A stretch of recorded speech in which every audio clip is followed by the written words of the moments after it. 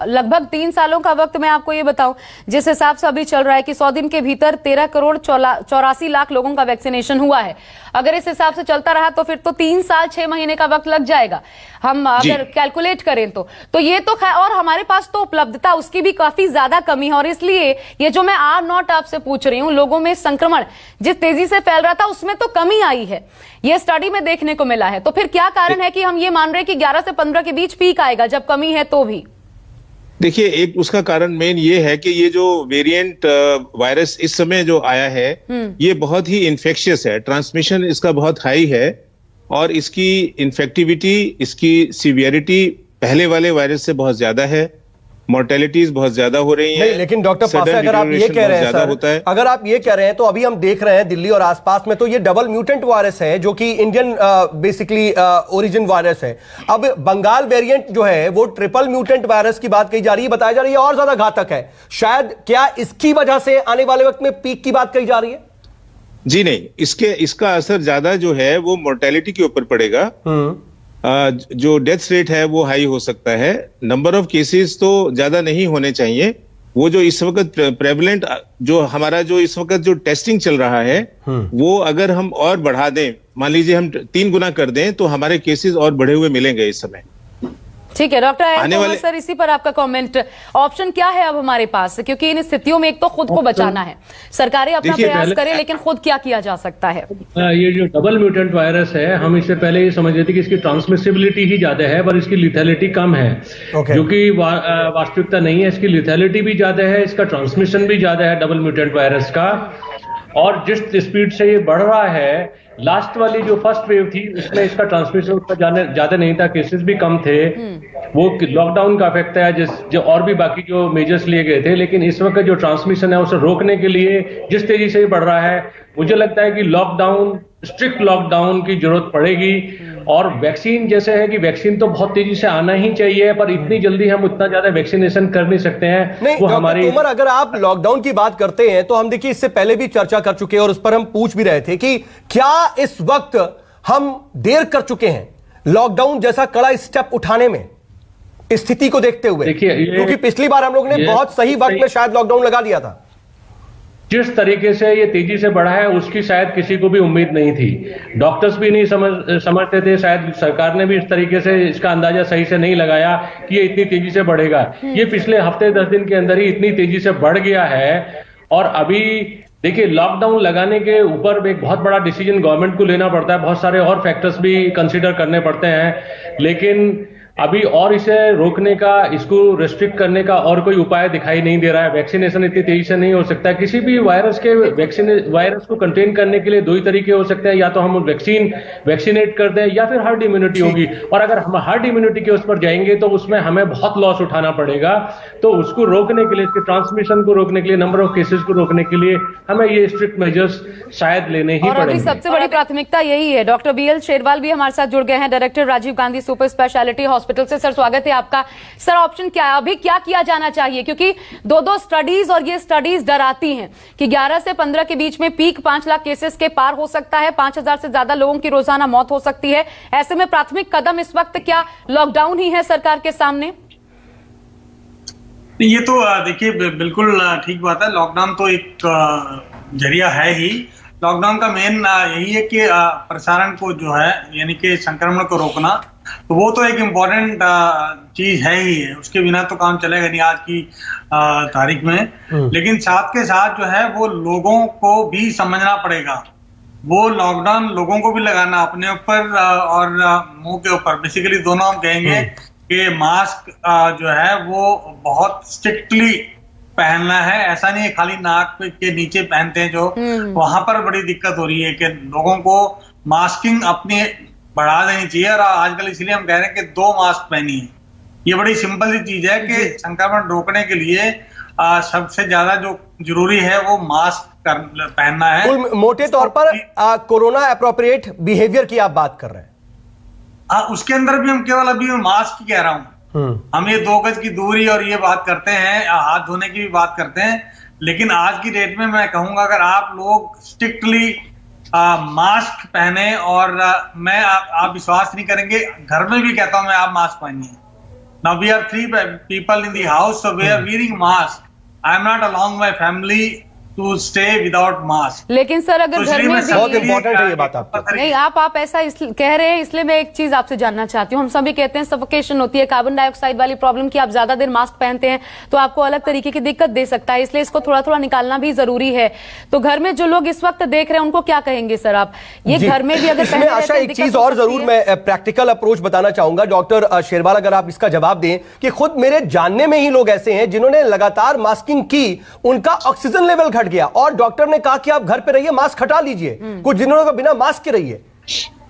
नहीं, वो देखिए उस वक्त जो है जब आप बात कर रहे हैं तब ऐसा हम कहते थे कि हो सकता है अगर मास्क जो है उसके कारण कई बार हाइपोक्सिया हो सकता है, लेकिन अगर आप क्या प्रॉब्लम है कि N95 मास्क मत पहनिए घर पे, उसकी आवश्यकता नहीं है। आप जो है क्लॉथ मास्क पहनिए। बेसिकली उसका जरिया यही है कि आप आपस में जब बैठते हैं, आपको दिक्कत क्या है कि पता नहीं कौन इस टाइम अभी कैरियर है, कौन अभी एसिम्प्टोमेटिक है। अगर वो एक है, आपने देखा होगा जैसे ही पेशेंट जो है घर में एक होता है तो सडनली पता लगता है कि 4-5 लोग घर के सारे संक्रमित हो गए। उसका कारण यही है कि वो एसिम्प्टोमेटिक एक पेशेंट था। सर एक और चीज समझाइए, डबल मास्किंग क्यों जरूरी है इस वक्त? जो बाहर जाता है तो वो एसिम्प्टोमेटिक है, लेकिन दूसरे बच्चे जो घर पे रह रहे हैं या वाइफ घर पे रह रही है वो भी संक्रमित हो रही है। इसलिए और मेरा एक और सुझाव है कि आप लोग अगर पॉसिबल है तो आप अलग अलग सोच सकते हैं। मेरा ये मतलब उसको अलग तरीके से नहीं लीजिए। लेकिन बिल्कुल ठीक बात है, आपकी बात समझ रहे हैं। टाइम अगर पॉसिबल है तो आप जो है बिल्कुल डिस्टेंस बनाइए। सर एक बहुत सिंपल सवाल कि डबल मास्किंग क्यों जरूरी है, लोग समझ नहीं पा रहे। हालांकि पिछले बार हमने ये नहीं देखा था, लेकिन इस बार जोर दिया जा रहा है इस पर, ये क्यों जरूरी है? मास्किंग का देखिए ऐसा है कि मास्क जो है लोग ऐसा लगता है कि एक जो है ना वो कोई ढाल की तरह पहन रहे हैं कि बाहर से कोई गोला आएगा और मुंह पे लगेगा तो उससे बचाना। ऐसा नहीं है। लोगों को ये बहुत जरूरी है जानना कि जो बीमारी से हम कोशिश कर रहे हैं मास्क लगाना बचाने के लिए, वो सांस के जरिए अंदर जाता है। और वो सांस जहां से भी लेंगे आप, अगर वो आपने मास्क पहन लिया लेकिन आपने सांस ऊपर और नीचे से लेंगे तो वो वहां जो जगह बन जाती है उससे वो पूरा का पूरा एयर जो नॉर्मल एयर जा रही है, तो इसीलिए डबल मास्किंग जरूरी है। ठीक है सर, मैं आता हूं आपके पास। डॉक्टर तोमर, मैं आपका रुख करना चाह रहा हूं। सर देखिए, अभी हम ना इस वक्त कैसे बचा जाए उसकी भी बात कर रहे हैं और नए वेरिएंट्स पर भी हम बात कर रहे हैं। जैसा आप लोगों ने बताया भी कि ये जो नया वेरिएंट है वो खतरनाक है, लेकिन मैं एक प्रैक्टिकलिटी और एक रिसर्च की भी बात करूंगा। हैदराबाद स्थित centre for solution and molecular biology के डायरेक्टर हैं राकेश मिश्रा। वो इस वक्त के जो वेरिएंट है उस पर ये कह रहे हैं कि अभी जो एन वेरिएंट्स की तुलना में ये जो नया वेरिएंट है वो बहुत तेजी से फैल तो रहा है, लेकिन धीरे धीरे ये भी बहुत कॉमन हो जाएगा और दूसरे वेरिएंट्स की जगह ले लेगा। ऐसी स्थिति आने में कितना समय लगेगा, और जब ये दूसरे वेरिएंट की जगह ले लेगा, कॉमन हो जाएगा, तो क्या ये ज्यादा खतरनाक नहीं रह जाएगा पहले वाले वेरिएंट की तरह? वेरिएंट तो डबल म्यूटेंट वेरिएंट या ट्रिपल म्यूटेंट, इनका जो डिजीज पैटर्न है वो तो लगभग सेम ही है और इनके लिए प्रिकॉशंस भी जो लेनी है वो हमें सेम ही प्रिकॉशंस लेनी है। उनके लिए ये नहीं है कि हमें इस म्यूटेंट के लिए अलग है, दूसरे म्यूटेंट के लिए अलग प्रिकॉशंस लेनी है। सारे जो हमारे हथियार हैं वो वही है, Covid appropriate behaviour, vaccination, proper precautions. ठीक है। नहीं डॉक्टर तोमर, मैं असल में ये समझना चाह रहा हूं कि लोग बेहद डरे हुए हैं, नए वेरिएंट, ट्रिपल म्यूटेंट। तो अभी हम जो ये जिसका मैंने अभी जिक्र किया उससे ऐसा लग रहा है कि आने वाले वक्त में, ठीक है, ये थोड़ा सा बढ़ेगा, बहुत तेज जो है ट्रांसमिशन हो रहा है, लेकिन फिर ये शायद एक ठहराव आ जाएगा इसमें। ऐसा है क्या, अगर इस स्टडी को देखें? ऐसा तो नहीं है कि पब्लिक इससे डरी हुई है कि कोई नया वेरिएंट आएगा तो उससे डरने की जरूरत है। ऐसा डरने की जरूरत नहीं है। ट्रीटमेंट सेम रहना, सारी precautions, everything, all management will remain the same. तो इससे पब्लिक तो डरी हुई नहीं है, लेकिन अगर हम मीडिया के थ्रू या इस तरीके की वो करेंगे कि भाई कोई ऐसा और बहुत खतरनाक म्यूटेंट आएगा तो उससे डर की वो हो सकती है। प्रिकॉशंस तो हमें सारी वही लेनी है। हमें डरने की तब तक जरूरत नहीं है जब तक कि कोई ऐसा म्यूटेंट ना आ जाए जो बिल्कुल ही चेंज हो, जिसका जीनोमिक पैटर्न बिल्कुल ही चेंज हो और पता लगा वैक्सीन ही नहीं काम करे और अगेन फिर हमें कोई वैक्सीन खोजने की उसमें लग जाए, तभी हमें डरने की जरूरत है। अदरवाइज अगर जेनेटिक ड्रिफ्ट अभी जो है ये वेरिएंट्स है, जेनेटिक शिफ्ट वाले अगर वेरिएंट आ गए तो हमें डरने की जरूरत है। लेकिन डॉक्टर गुप्ता, आप ट्रांसमिशन रोकने की बात कर रहे हैं, लॉकडाउन की भी बात कर रहे हैं, लेकिन यह हकीकत है कि बहुत से अलग फैक्टर्स होते हैं जिसको सरकार को सोचना है। ऐसे में इसका वैकल्पिक क्या तरीका हो सकता है?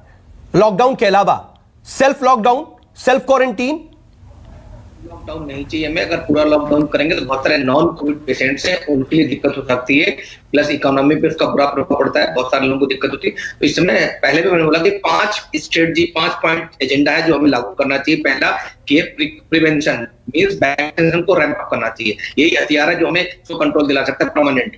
नंबर 2 है कि हमें पार्शियल लॉकडाउन, मतलब जितनी भी नॉन जरूरी, जो अनावश्यक गतिविधियां उनको परमानेंटली क्लोज कर देना चाहिए, चाहे वो राजनीतिक रैलियां हो, चाहे धर्म आयोजन हो, चाहे कॉलेज हो, स्कूल्स हो, पब्स हो, रेस्टोरेंट्स हो, धरना प्रदर्शन हो, इनको सबको बंद कर देना चाहिए।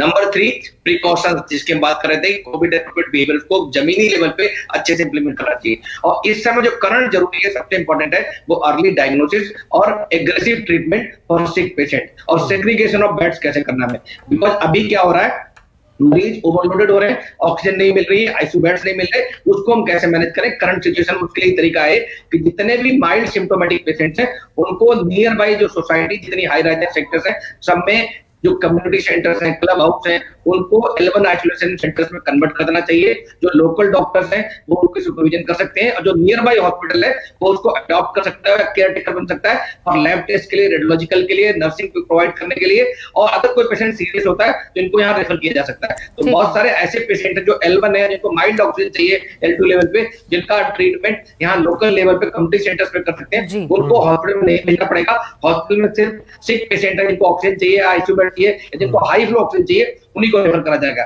और खास करके कुछ ऐसे मरीज भी हैं, अराउंड 20% 30%, जो ऑलरेडी क्योर हो चुके हैं या अर्ली डिस्चार्ज किए जा सकते हैं, जिनको ऑक्सीजन की जरूरत नहीं है, तो उनको रेफर बैक करके होम आइसोलेशन में इन सेंटर से अटैच कर देना चाहिए। उनको जो बैलेंस डिस्चार्ज मेडिसिन है वो यहाँ से मिल जाएंगी, उनकी टेली कंसल्टेशन हो सकती है। जो होम आइसोलेशन लोग सोसाइटी में रहते हैं वो लोग टेली कंसल्टेशन के थ्रू, सुपरविजन के थ्रू हेल्प कर सकते हैं, ले सकते हैं इन लोगों की। तो कहीं ना कहीं हमें एग्जिस्टिंग इंफ्रास्ट्रक्चर में, बिकॉज हमारा मैन पावर और डॉक्टर्स और नर्सेज उतनी है, बढ़ा नहीं सकते रातों रात, ना ही हॉस्पिटल नहीं बना सकते हैं, तो हमें उसी ह्यूमन रिसोर्स को, उसी लॉजिस्टिक्स को, उसी इंफ्रास्ट्रक्चर को कैसे ऑप्टिमली मैक्सिमली यूटिलाइज कैसे करें, तो ऐसा कुछ आउट ऑफ बॉक्स सोचना पड़ेगा। हमें कम्युनिटी लेवल पे primary health care centre develop करने चाहिए, और डॉक्टर जो कहीं काम भी कर रहे हैं वो सुबह शाम इसका राउंड दे सकते हैं, उसमें कोई प्रॉब्लम नहीं। और जो सिक पेशेंट है उनको एग्रेसिव ट्रीटमेंट देना चाहिए, चाहे वो ऑक्सीजन चाहिए हो, चाहे हमें, और जो थोड़ा ठीक हो चुके पेशेंट उनको रेफर बैक करना चाहिए। ठीक है डॉक्टर जेसी पास्ते, थोड़ा सा मैं इजराइल का सर जिक्र करना चाहती हूँ। यहाँ पर हमने देखा इजराइल ने बहुत जल्द कोरोना वायरस को मात दी, कंटेन किया। एक बहुत बड़ा तरीका वहां पर ये देखने को मिला कि बहुत सारे लोगों को, क्योंकि हम सब जानते हैं 70% आबादी को हमें वैक्सीनेट करना पड़ेगा अगर कोरोना पे पूरी तरीके से काबू करना है। उन्होंने हमारे यहाँ जो 28 दिन का टाइम पीरियड है पहले और दूसरे डोज में, उन्होंने इसे बढ़ा के 3 महीने कर दिया। क्या भारत भी, क्योंकि वैक्सीन की उपलब्धता को लेकर के ये बहुत बड़ी कमी है, पहली जो डोज है उसकी ज्यादा से ज्यादा सप्लाई हो पाए, ज्यादा से ज्यादा लोगों को लगाया जा सके, और हम भी अपना टाइम फ्रेम थोड़ा सा बढ़ा दें दूसरी डोज में, तो क्या हमें लाभ मिल सकता है कि प्रतिरोधक क्षमता डेवलप हो और किसी न किसी हद तक हम काबू पा लें और ज्यादा लोग को वैक्सीनेट कर जाएं?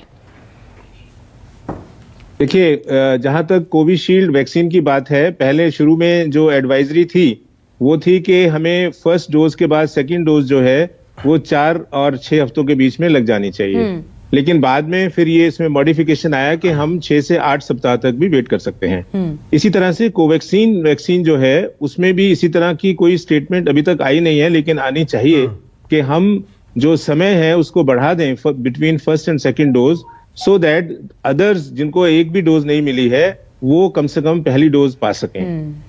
जो इजराइल वाला मॉडल आपने बताया उसमें उन्होंने जो समय सीमा बढ़ाई है between first and second dose, वो हमारे यहाँ भी एप्लीकेबल होनी चाहिए, और खासकर उन वैक्सीन में जो अब स्पुतनिक वी और जो दूसरे वैक्सीन आने वाले हैं उनमें इन चीज का शुरू से ही अगर हम ध्यान रखेंगे कि हम जो पहली और सेकंड डोज का जो अंतराल है उसको बढ़ा के रखें, उसमें डेफिनेटली इम्यूनिटी भी ज्यादा आएगी और ज्यादा लोगों को वैक्सीनेट कर पाएंगे। एफिकेसी पर असर तो नहीं पड़ता सर इससे?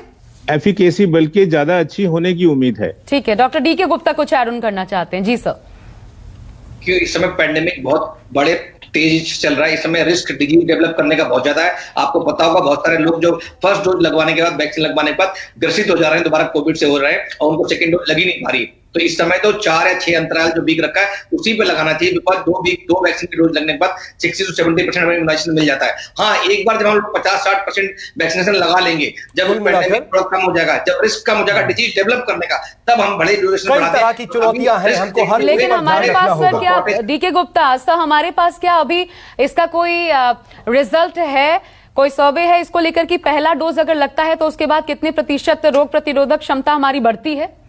बिल्कुल, अराउंड 20 to 30% हम लोग को इम्यूनिटी प्रोवाइड मिलती है पहली डोज लगने के बाद। दूसरी डोज लगने के बाद अराउंड 60 से 70% है, अगर 4 और 6 वीक पे रखा है। अगर आपने 12 वीक पे रखा तो वही 70-80% लेके 90% तक पहुंच सकती है। बट बिकॉज अभी रिस्क बहुत ज्यादा है, हर पेशेंट इन्फेक्ट हो रहा है। आपने बोला था आर नॉट वैल्यू 1.8 है, मतलब हर 10 व्यक्ति नए हेल्दी 18 लोग को इन्फेक्ट कर रहे हैं, जो पहले 1 था। मतलब रफली इन्फेक्शन रेट डबल हो चुका है या 180% हो चुका है। तो इस समय रिस्क बहुत ज्यादा डेवलपिंग का डिजीज करने का। तो हम लोग जो है पीडियाट्रिशियन वैक्सीन लगाता है, तो बच्चों में भी हम यही देखते हैं कि नॉर्मली हम 4 हफ्ते वैक्सीन लगाते हैं। तो हमको ये बातें भी ध्यान में रखनी होगी और इसके हिसाब से ही वैक्सीनेशन करना होगा। लेकिन डॉक्टर शेरवाल, मैं आपके पास आना चाह रहा हूं। सर देखिए, अभी हम इजराइल का जिक्र कर रहे थे, लेकिन सिर्फ इजराइल ही नहीं बल्कि ऑस्ट्रेलिया की बात कर ले, तकरीबन कोरोना से विजय पा चुका है Australia. Britain, Spain, Germany, France, इन देशों में भी एक तरीके से कंट्रोल हो चुका है। हम इनसे क्या सीख सकते हैं? क्योंकि हम स्टडीज जब देखते हैं, तमाम स्टडीज, चाहे वो हार्वर्ड यूनिवर्सिटीज की रिलेटेड हो या फिर इंडियन साइंटिस्ट भी, मास वैक्सीनेशन की बात बार बार कही जाती है और वहीं पर कहीं ना कहीं हमारे सामने इस वक्त हर्डल आ रहा है। रॉ मटेरियल्स कई बार नहीं मिल पा रहे हैं, अमेरिका से अभी भी नहीं मिल पा रहा है। तो ये बड़ी हर्डल है। मास वैक्सीनेशन की बात जो सामने आ रही है, इसको कैसे और व्यापक किया जाए, कैसे और ज्यादा सुदृढ़ किया जाए? नहीं, उसमें सरकार का काफी आई थिंक दोनों से लगे हुए हैं। उसका एक तो यही कि प्रोडक्शन जो है हमारी बढ़ानी पड़ेगी, नंबर 1। नंबर 2, और वैक्सीन को मंजूरी देनी पड़ेगी।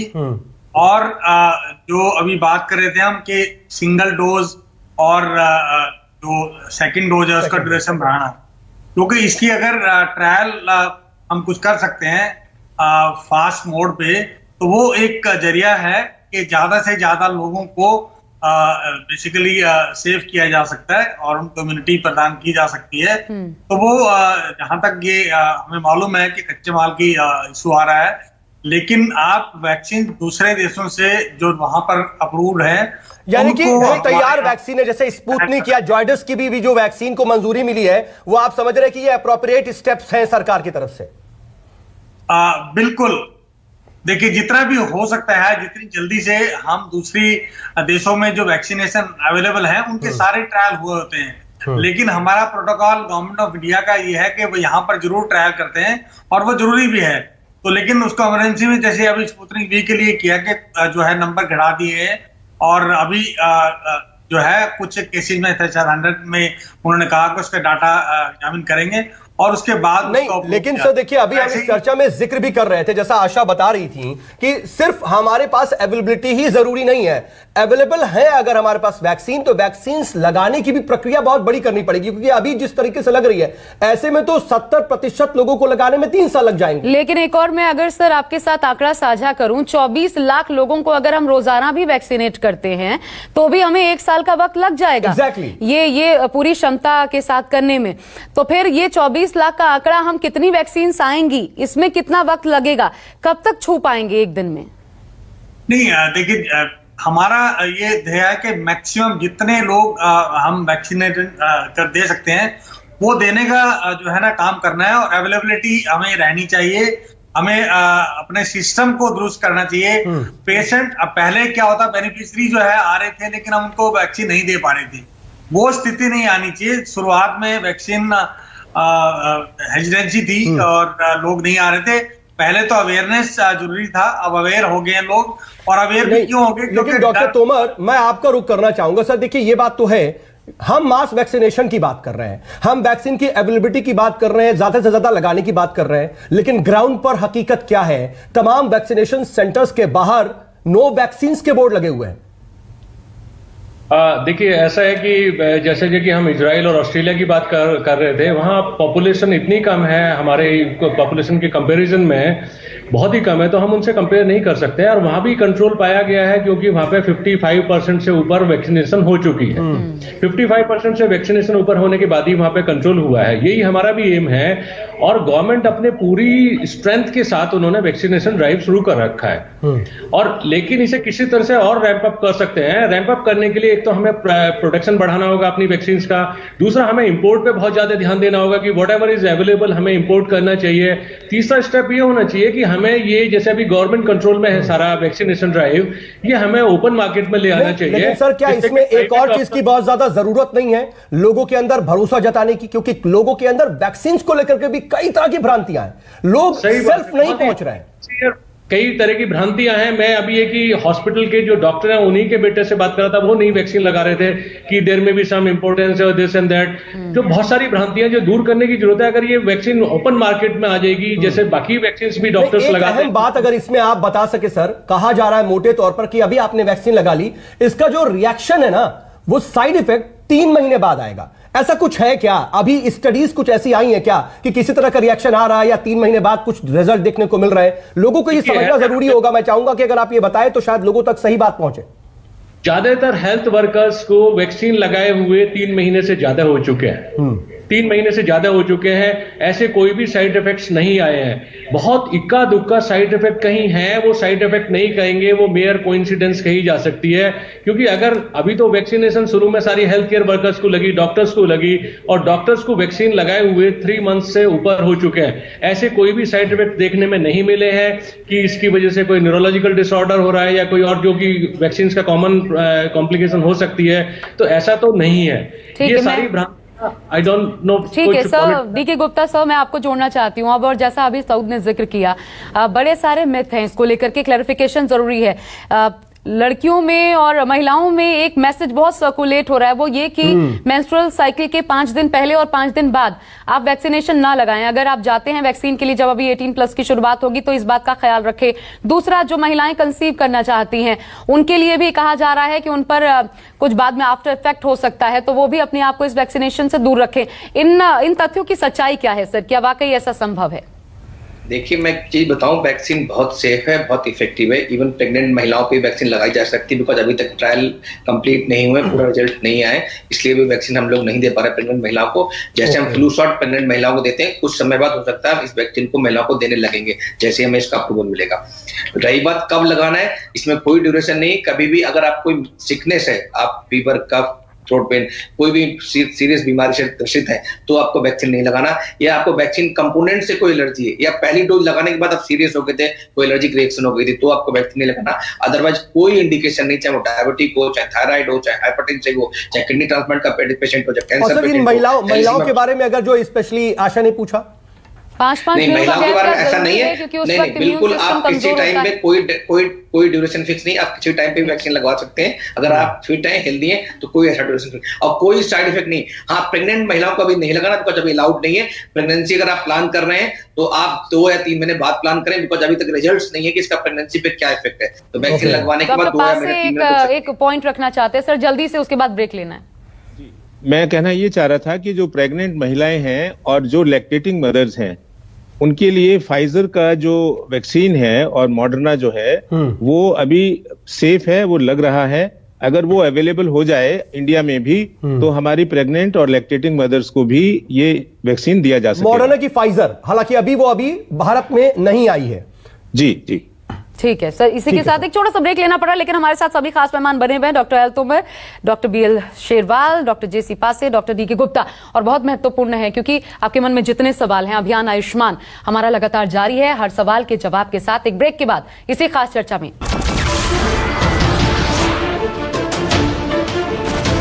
नमस्कार, मैं हूं मानक गुप्ता। अगर आपको हमारा ये वीडियो पसंद आया हो तो इसे लाइक और शेयर जरूर करें, और हाँ, हमें सब्सक्राइब और फॉलो करना ना भूलें, ताकि आप देश और दुनिया की कोई खबर मिस ना करें। तो जुड़े रहिए हमारे साथ और देखते रहिए News 24।